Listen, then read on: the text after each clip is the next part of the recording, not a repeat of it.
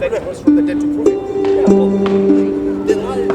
you don't know. Romans didn't like it. That's like a terrorist. That's neither here nor there. The fact is he rose from the dead. It's a historical fact recorded in history. You just don't want to believe it because you've already made up your mind. You're not going to believe it. I'm offering you evidence. You could die.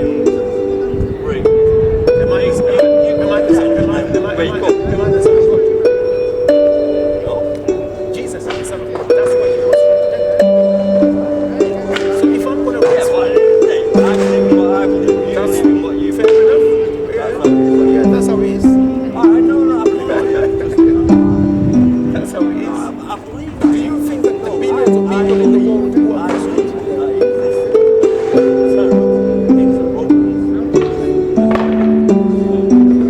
where do you get that from? So this is the second. Yeah, this is the second time you're telling me you don't know. This is the second time you're saying you don't know. If you want answers, what he did though. No, we're not disagreeing. There's no need for disagreement because I'm speaking historical facts. I'm asking you questions, but you're telling me you don't know, and I'm saying I know. Yeah, but I believe it's actually. It wasn't real person. So where did you get that information? No. Where did you get the what you're telling me about Jesus? Man, when they died, you should wake up and fucking start walking about. What you done? The dog. Thank you. I'm not having a go. It doesn't change the fact that this one here is a historical fact. The resurrection of Jesus Christ is a historical fact recorded by people that both loved him and hated him. So Jesus said, I am the Son of God. And when they took him to the cross because of that statement, he never said it was a misunderstanding. He went to the cross for it. So there's no point in making debate over this one, because the man himself said that he was the Son of God. And you can take that one to the bank. You really can.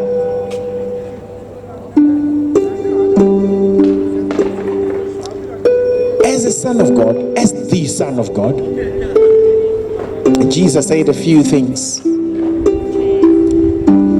And in the things that Jesus said, his teaching also included prophecy. We know that the Bible was written 2,000 years ago. So I'm going to read something that was said 2,000 years ago.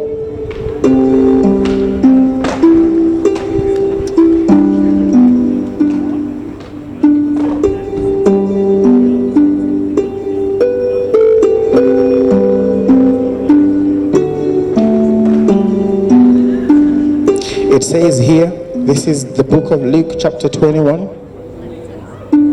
It says, there shall be signs in the sun and in the moon and in the stars and upon the earth, distress of nations with perplexity, the sea and the waves roaring. Men's hearts failing them for fear and for the looking after those things which are coming on the earth. For the powers of the heavens shall be shaken. And then shall they see the Son of Man coming in a cloud with power and great glory. This is from the book of Luke chapter 21. And I want to look a little bit at verse 26. Verse 26 says, men's hearts failing them for fear. Men's hearts failing them for fear.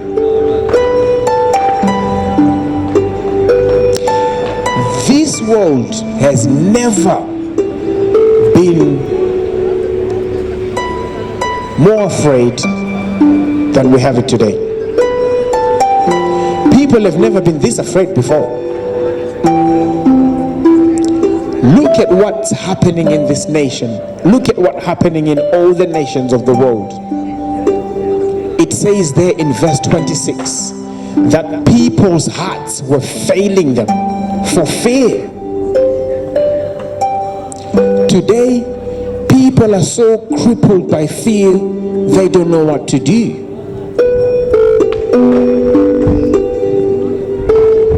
The events in the last 12 months, 14 months, right, have put people under this burden of fear.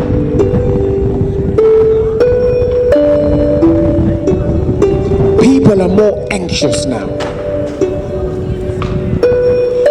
Fear has really gripped the hearts of man.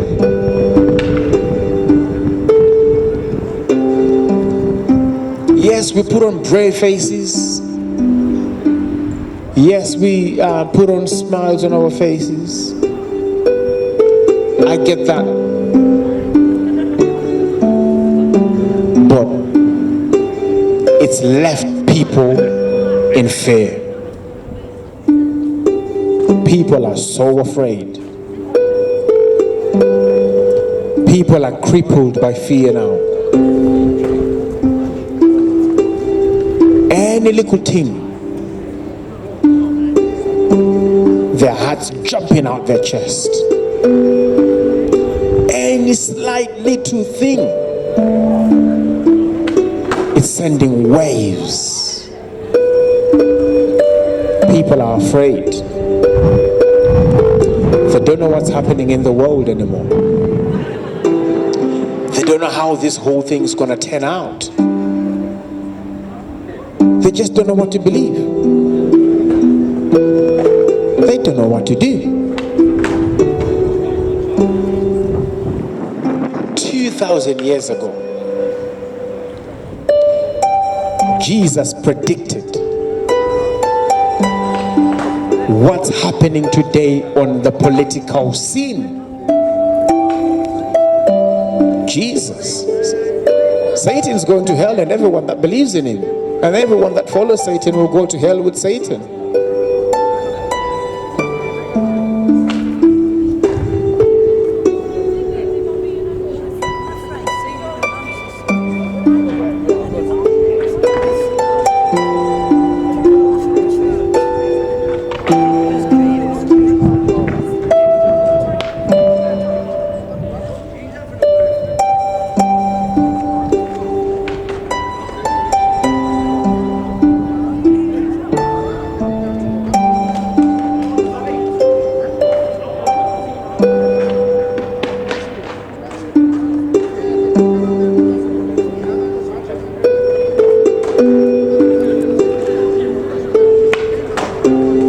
Hearts are failing for fear.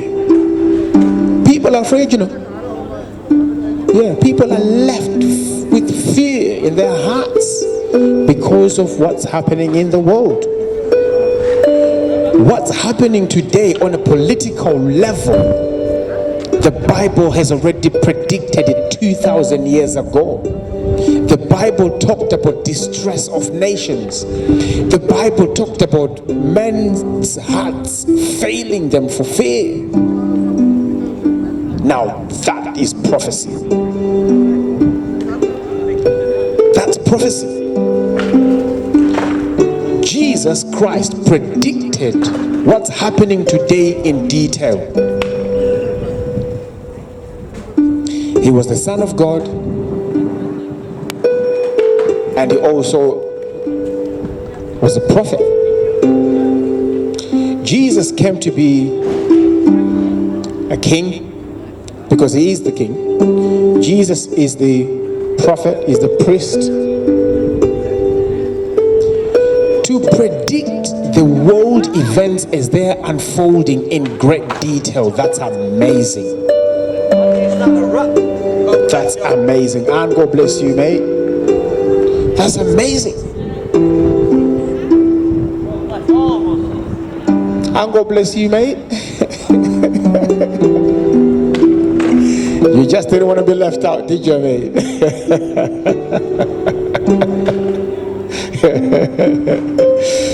You know, people's hearts are failing them for fear. You understand? Any little thing, you see people's hearts jumping out themselves because people are crippled by fear. Jesus predicted it. I don't know who you believe in, but I would never call anybody a prophet if they don't have a prophecy to their name. A teacher will give you a teaching, a philosopher will give you philosophy, right? So it should be right that a prophet should give you what? Prophecy. Yeah.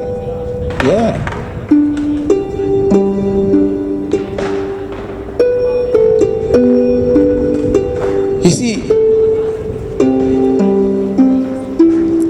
this world, right, as we have it today, you're right, guys. This was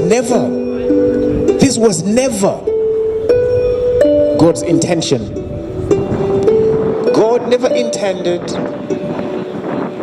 a world full of hate. God never intended a world full of bloodshed. God never intended a world full of depression, a world full of anxieties, a world full of sickness, disease, illnesses, all those kinds of things. God never intended that. When God initially made man, God made man in his image after his likeness. You were made in the image of God. The reason why you yearn for love is because you were made in the image of God. Is because God is love. That's why you yearn for love. That's why human beings grieve when we lose relationships. When we lose loved ones, whether it's a relationship that's broken up, whether it's divorce, or whether it's by death, it brings sorrow to our hearts because you were never meant to lose your loved ones. You were never meant for that because God is love.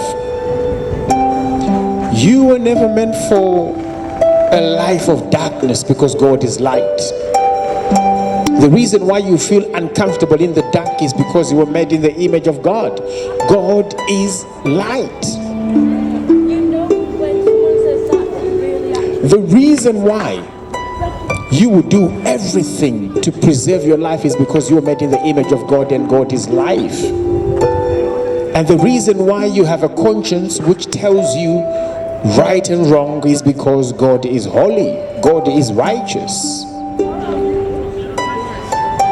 In the Garden of Eden, there was no pain, there was no sadness, there was no any of the evils that we see today. There was no self-harm, there was no suicide in the Garden of Eden. When God made man, he made a perfect man. Man was perfect when God made him. Satan didn't like the idea that God made man in his image. So Satan targeted humanity because God had intended, and God intended on making humanity in the image of God. Hi guys, you alright? You alright? You see that? So Satan comes into the scene Satan deceives the first couple. The first couple were told, any tree of the Garden of Eden, any tree in the Garden of Eden, you can eat the fruits. But the one in the middle, the one tree of the knowledge of good and evil, don't eat that, because the day you eat of it, you will surely die. Adam and Eve rebelled against God. They rebelled against the love of God. They ate, and by that sin, that's how spiritual death came into humanity. The moment they did that, they disconnected themselves to God. That's what sin does. Sin will disconnect people with God. Whether it's on an individual level, whether it's on a family level, whether it's on a city level or national level, sin will always disconnect people from God. When Adam and Eve sinned against God, spiritual death came into their spirit. Physical death came into the physical body.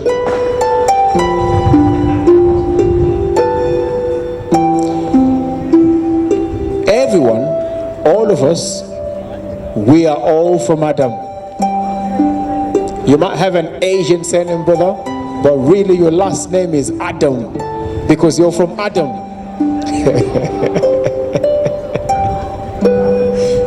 You might have an African surname like myself,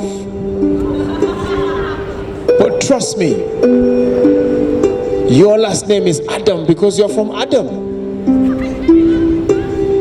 It doesn't matter where you're from. The whole human race is from Adam. Adam is the father of the human race.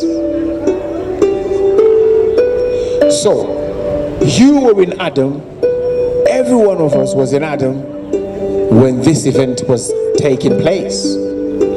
So, the spiritual death that came to Adam and Eve also came to you.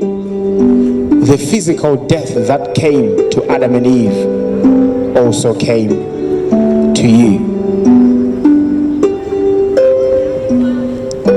Everybody from that time was born spiritually dead. Was born spiritually dead. Every person born after that event, spiritually dead. You know, by the time they have their first two kids, Cain and Abel, they are already spiritually dead. So Cain and Abel were born with that Adamic nature.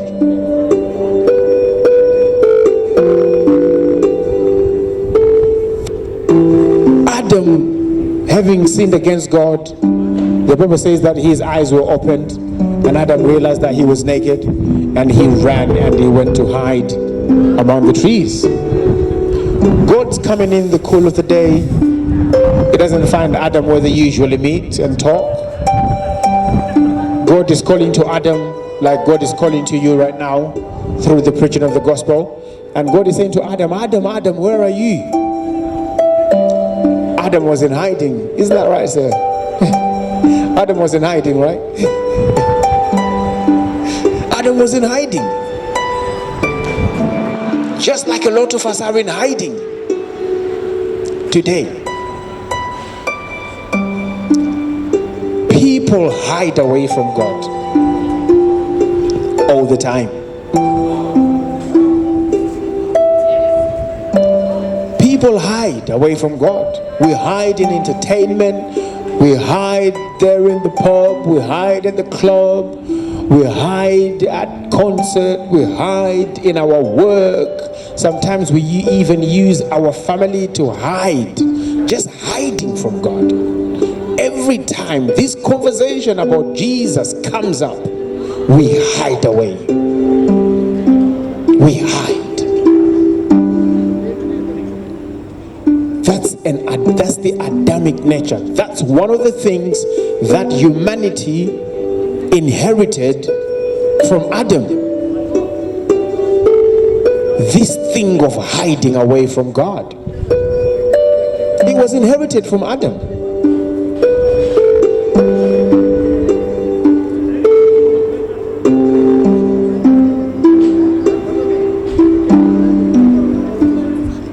Because Adam's conscience is now accusing him. Adam's conscience now is condemning him. Adam now feels guilty. Before, he was okay. He was enjoying the Garden of Eden. He had no need for feeling guilty. But the day he ate of that fruit of the knowledge of good and evil, Adam's conscience began to accuse him. That's another thing as well that humanity has inherited from Adam: the guilt of sin. The guilt of sin. Your conscience will never stop to bring up that guilt. Even when you're not done anything, your conscience still tells you you're guilty before God. Your conscience tells you that. Your conscience tells you the difference between right and wrong. And when you do the wrong, your conscience accuses you. That's one of the things that we inherited from Adam as a human race.